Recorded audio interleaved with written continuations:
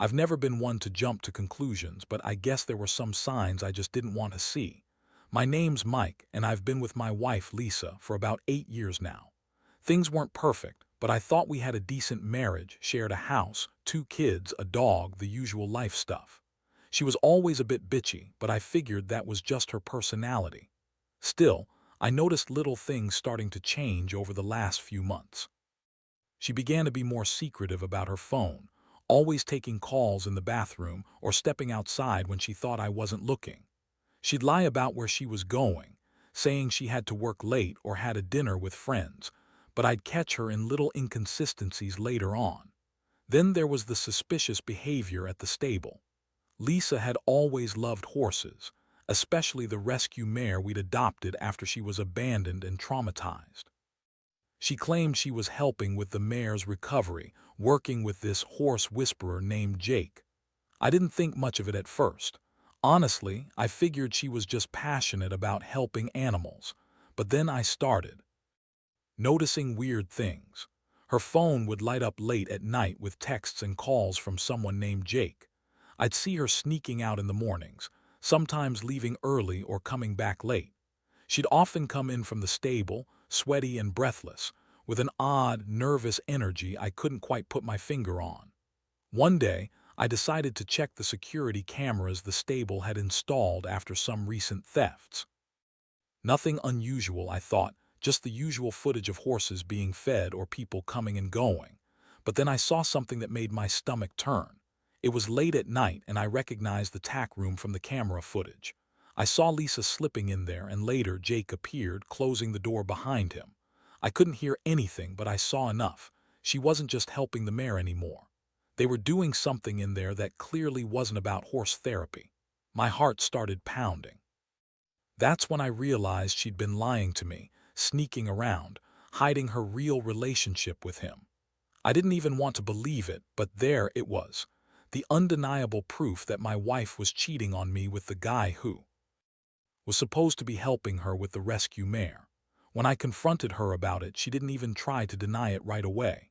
She looked at me, all bitchy and defensive, and spat out some excuse about how Jake was just a friend, that it was nothing serious, and that I was overreacting.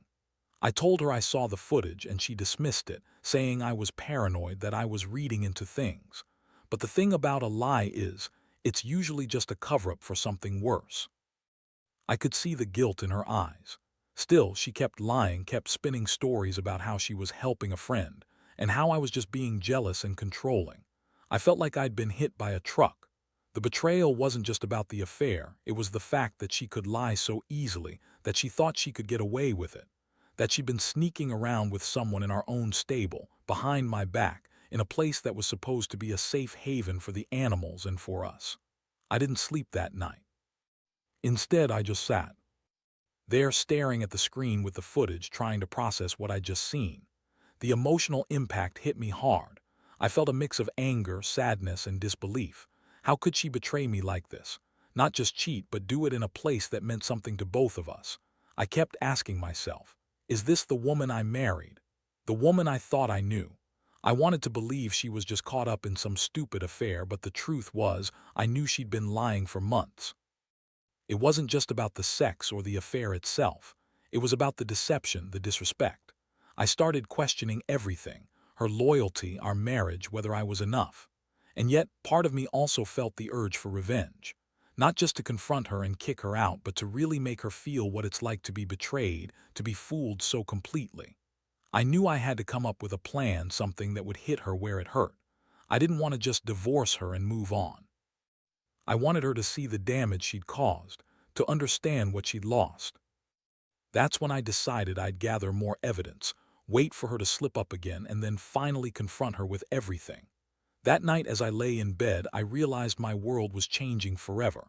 I felt a sinking feeling in my stomach, knowing I couldn't trust her anymore. Her lies had shattered something inside me. I didn't know what the future held, but I knew I couldn't keep pretending everything was fine. I had to face the truth, no matter how ugly it was. The next few days were a blur. I kept replaying the footage in my head, trying to find some way to make sense of it all. Every time I thought about confronting her again, my stomach twisted. I was furious, betrayed, and honestly, a little scared of what I might do if I lost my temper. But I also knew I needed to hold it together, at least long enough to plan my move. Lisa, of course, was still acting like everything was normal. She'd come home after her training sessions, acting tired but cheerful, too cheerful in my opinion. The way she brushed her hair back, the forced smile, the way she kept avoiding my eyes, it all screamed guilt. I noticed her phone was constantly in her hand, and she'd get defensive if I tried to look. I started to do small things, checking her messages, looking for signs, trying to catch her in another lie. One evening, I decided to follow her to see where she was going. I told her I had some work to finish up, but I actually stayed in my car nearby. She left the house in her usual hurried way, heading toward the stable. I followed at a distance, keeping out of sight. She pulled into the lot, went straight to the stable, and I saw her go inside. I parked where I could see but not be seen and waited. What I saw next hit me like a punch to the gut. She entered the tack room and I could see the glow of a phone or a small flashlight from the window. Then I saw Jake, silhouette in there, close to her. They weren't just talking about horses. They were pressed close together, whispering, touching. My stomach clenched. I couldn't believe she'd do this right in our shared space, in a place she had always claimed to protect as part of her rescue mission. I wanted to go in, to tear them apart right then and there, but I knew I had to be smarter. I stayed in the car, heart pounding, trying to process what I was witnessing. Every instinct told me to storm in and shout, but I knew that wouldn't do any good. I had to catch her red-handed and make sure I had enough proof to finally put an end to her lies. The next day I went back to the stable early, before she could get there. I brought my phone, turned on the camera and recorded everything, her sneaking in, her meeting with Jake, the way they touched and whispered. I told myself it was just for evidence, but it felt like a sick ritual I was forced to watch. I didn't know what I was going to do with the footage yet, but I knew I had it now. I had everything I needed to confront her with actual proof, not just suspicions and gut feelings. That night, I sat her down. When she came in, I could see the flicker of guilt behind her eyes, but she still tried to play it off. She told me she was helping Jake with the mare, that it was all about therapy, that they were just friends. She spun stories about how I was paranoid, how I didn't trust her, how she'd never do anything to hurt me. But I cut her off, showing her the footage I'd taken. The silence that followed was deafening. She looked at the video, her face draining of color. Her bitchy attitude turned to panic, and she started throwing out more lies, saying it was just a training thing, that they had a special bond, and that I was just jealous and insecure. She kept insisting it meant nothing, that I was overreacting. I felt like I'd been punched again, but this time in the gut. I realized that her lies weren't just about the affair. They were about trying to save face, to pretend she hadn't been caught. The emotional roller coaster was brutal. I felt a mix of rage, heartbreak, and deep disappointment. I'd trusted her, loved her, built a life with her. And now I saw her for what she really was, a liar and a cheat who'd betray everything we had for some fleeting moments with Jake. It was hard to process how someone I once thought I knew could turn into this. Part of me wanted to break down, scream, or lash out. The other part just wanted to crawl out of my skin and disappear. But I knew I had to stay calm. I told her she needed to leave, that I couldn't live with her anymore. She was furious, calling me paranoid, accusing me of spying, saying I was ruining her life. She kept trying to justify it, to make me see her side, but I couldn't. I'd already seen her true face. Her reaction just confirmed I was right to be furious. I felt the weight of betrayal crushing me, but I also felt a strange sense of clarity. I knew what I had to do next. After she stormed out that night, I didn't sleep. Honestly, I didn't know what to do or how to feel. Part of me wanted to run after her, beg her to tell me everything was a mistake, that she loved me and only me. But deep down, I knew it was too late for that. The evidence was too clear, and the damage was already done. I kept thinking about all the moments I thought were normal, her being secretive, her late nights, her nervous energy, and realizing how much I had missed because I refused to see the truth. I stayed up, scrolling through all the footage I had collected, trying to get a handle on what my next move should be. I knew I couldn't just let this go. I also knew I couldn't confront her again without more proof, so I decided to do a little digging into Jake, the horse whisperer, the guy she'd been sneaking around with. Something about him didn't sit right with me. I started going through social media trying to find more about him. Turns out, Jake was a local guy, known in the stable circles, but I found some posts that painted a different picture, one of a guy with more than just a passion for horses. There were pictures of him with other women, some flirtatious, others more explicit. It was clear this wasn't just a helping relationship. He was a player, and my wife was just another notch on his belt. That discovery made me angrier. I felt so stupid for not realizing. Sooner, all those nights I'd been worried, all the times I thought she was busy with training, I was actually being manipulated. I couldn't believe she betrayed me so blatantly, so casually, right under my nose. And Jake, the guy was a menace, a cheat himself, and somehow Lisa had fallen for him. I wondered how long this had been going on, how many times she'd lied to my face. I also started talking to some of the stable workers, people I thought I could trust. I needed to figure out how long she'd been doing this, who else might know, and what kind of damage they'd caused. Most of them didn't know much, but a few confirmed that Lisa had been spending a lot of time in the tack room, more than just helping with therapy. They noticed her acting more secretive lately, and some saw her sneaking out in the mornings or late at night. It seemed like everyone suspected something was going on, but no one wanted to say anything. The truth was, I felt like I was the only one who'd seen the full picture. Meanwhile, Lisa kept texting me, trying to deny everything, insisting it was all a misunderstanding. She kept saying she loved me, that she'd never cheat on me, that Jake was just a bad influence, and that I was overreacting. I ignored most of her messages at first, but then I finally replied, telling her I knew the truth, the whole truth, and that I was done playing her game. I told her she needed to leave and that I'd be contacting a lawyer. I was furious, but I also felt a strange sense of relief. I'd finally faced the facts, and I knew where I stood. The emotional toll was enormous. I'd gone from feeling betrayed and broken to feeling angry and determined. I spent the next couple of days packing her stuff, making arrangements for her to leave, while also trying to keep my own emotions in check. It wasn't easy. I kept circling back to memory after memory. How she used to look at me, how she used to smile, and then how that all vanished the moment I found the footage. I wondered how I had missed all the signs, how I had been so blind to her lies. The trust we'd built seemed shattered, irreparable. But I also knew I had to think about what was best for the kids. They didn't need to grow up seeing their father broken or angry all the time. I decided that I would focus on moving forward, even if it was painful. I wasn't going to fight her over custody or try to punish her, at least not in the way she deserved. My goal was to get through this and come out the other side stronger, wiser, and more cautious. Looking back now, I realize how much I'd ignored warning signs, how I'd let her manipulate me into believing everything was normal. I guess I was afraid of losing my family, of facing the reality that the woman I loved had been lying to me for months. But I learned that silence and denial only let the betrayal fester. Sometimes the truth hits hard, but it's better to face it head-on than to keep living in some false illusion. Life isn't perfect, and people aren't always who we think they are. The shock, the anger, the heartbreak, they all come with the territory. But in the end, honesty and self-respect matter most. If there's one thing I want others to know, it's this: pay attention. Don't ignore the signs.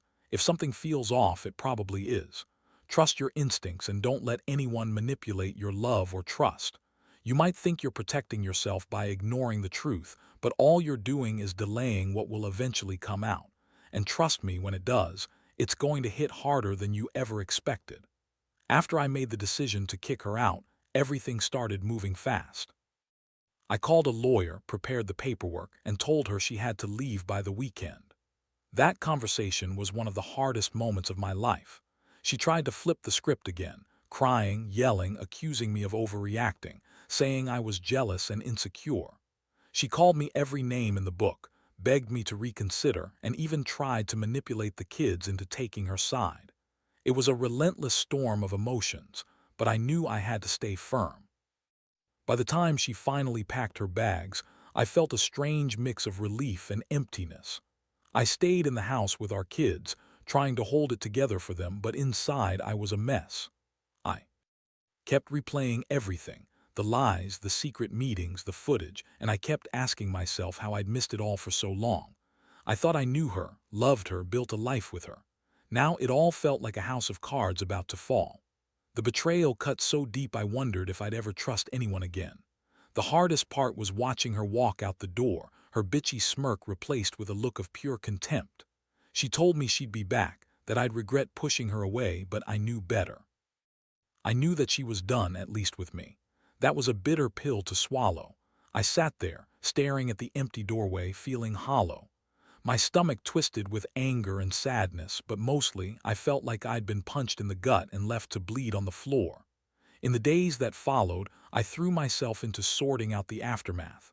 I went through all the evidence I had gathered, photos, videos, texts, everything. I wanted to make sure I had a solid case, not just for the divorce, but for my own peace of mind. I also started talking to friends, family, anyone I could trust. The support was crucial because I felt like I was walking through a fog of betrayal and heartbreak. People told me I was doing the right thing, that I deserved better, and that I shouldn't let her destroy what little sanity I had left. During that time, I also took a long, hard look at myself. I asked questions I'd never really considered before, about my role in the marriage, my weaknesses, what I could have done differently. I realized I'd been trying to ignore the signs because I was afraid of losing her, of facing loneliness. But I also knew I couldn't keep living in denial. I was angry at her, yes, but I was angry at myself too for not seeing the truth sooner. That's a hard pill to swallow, but it's part of growing up. The kids sensed the change, of course. I tried to keep things as normal as possible, but I could see the confusion and sadness in their eyes. I promised myself I wouldn't badmouth their mother, no matter how much I hated what she had done. They deserved stability, even if our family was falling apart. I told myself I'd be the best father I could be, no matter what. I needed to be strong for them, even if inside I felt like a shattered mess. In the middle of all this chaos, I kept coming back to one thing: I refused to be a victim. I'd been betrayed, yes, but I refused to let her win completely. I was going to rebuild my life piece by piece and learn from this nightmare. I started planning my next steps, whether that meant moving out, restarting, or just taking time to heal. I knew I couldn't rush it. Healing takes time, and I'd been through enough for one lifetime. But I also knew that I wouldn't let her betrayal define me, that I'd come out of this stronger, smarter, and more cautious. Honestly, I don't have all the answers yet. Some days I still feel the sting of her lies hit me anew. Other days, I feel a flicker of hope that I can start fresh. The thing I've learned most is to trust my gut. Don't ignore the little signs because you're scared of losing someone. Because when they finally come out, the pain is worse than you ever expected. I'm still figuring out how to put myself back together, but I know I will. And maybe someday I'll be able to look back at this as a painful lesson, something that made me realize my worth and how much I deserve honesty and respect. It's been a few weeks since she left, and honestly, every day feels like a roller coaster. Some mornings I wake up thinking I've finally got a handle on things, that I'm moving on. Then by lunch, I'm hit with flashes of anger and sadness, memories of how she used to be, how she used to look at me, and the betrayal just hits all over again. I've been trying to focus on the kids, making sure they're okay, but inside I'm still a mess. There's this constant voice in my head reminding me how much I trusted her, how blind I was to her lies. I've been talking to a few close friends, people who knew about the situation and have been supportive.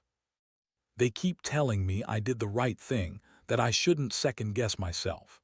But I still wonder if there was some way I could have caught her sooner, stopped her from hurting me.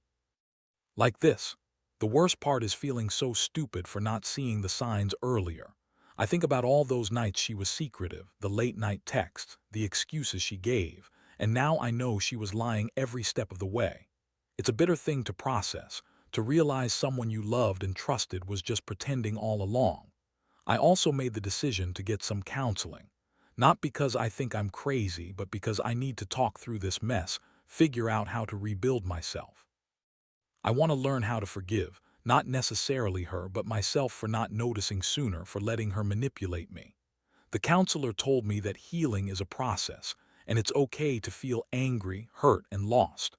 I've been trying to hold on to that, to let myself feel everything instead of suppressing it. It's hard, but I know it's necessary because I don't want these feelings to define me forever. Meanwhile, I've been focusing on the practical side of things. I've started looking into new places to live, something small, affordable, a fresh start. I want to create a space where I can breathe again without the weight of betrayal hanging over me. The divorce is in motion, paperwork filed, and I've been preparing for that. I want to close this chapter and move forward, even if part of me still feels broken inside. It's a strange mix of relief and despair. Relief because she's gone and I'm finally free, but despair because I don't know what comes next. The kids have been surprisingly resilient, which I'm grateful for. I've explained to them as simply as I can that sometimes grown-ups make mistakes and that it's okay to feel sad or confused. I promise to be honest with them from now on and to do everything I can to give them a stable, loving environment. That's my priority now, them and myself. I've realized that I can't change the past or fix what she did, but I can control how I respond from here. I've started to rebuild my confidence, little by little, reminding myself that I deserve better than deceit and betrayal. One thing I've learned from this whole nightmare is how fragile trust really is. You think you're safe, you think you've got everything figured out, and then suddenly, everything shatters. It's made me more cautious, more aware of the warning signs I once ignored. I want to believe in love again someday, but I know now that honesty is the foundation of any real relationship. I don't want to go through this again, not with someone else, not with myself. I want to be the kind of person who recognizes red flags early, who values himself enough to walk away if needed. So yeah, I'm still hurting. Some days are better than others, but I'm also learning to be okay with it. Life goes on, whether I'm ready or not. I want to believe that someday I'll look back at this as a chapter that taught me something important, about trust, about resilience, about what I truly deserve. For now, I'm taking small steps, cutting ties, healing, and trying to find peace in the chaos. And I keep reminding myself, I am worth more than a lie. I am worth honesty, respect, and someone who truly cares. That's what I hold on to, even when everything else feels like it's falling apart. It's been a long road to get to this point, and honestly, I don't think I'll ever be completely the same after all this. But I do know one thing: I've learned to value myself more than ever. The betrayal cut so deep that I had to rebuild from the ground up, learning to trust myself again and to recognize red flags early. I've finally started to feel like I'm regaining some control over my life, even if the pain still lingers underneath. Looking back, I see how much I allowed myself to ignore. The little signs, the uneasy feelings, the nagging doubts I brushed off because I didn't want to face the truth. I was afraid of losing her, afraid of being alone, but now I realize that staying in a lie was worse than facing the pain of ending it. I've come to understand that not everyone is who they seem to be, and sometimes you have to walk away for your own sanity. The biggest lesson I take from all this is that trust is fragile and precious.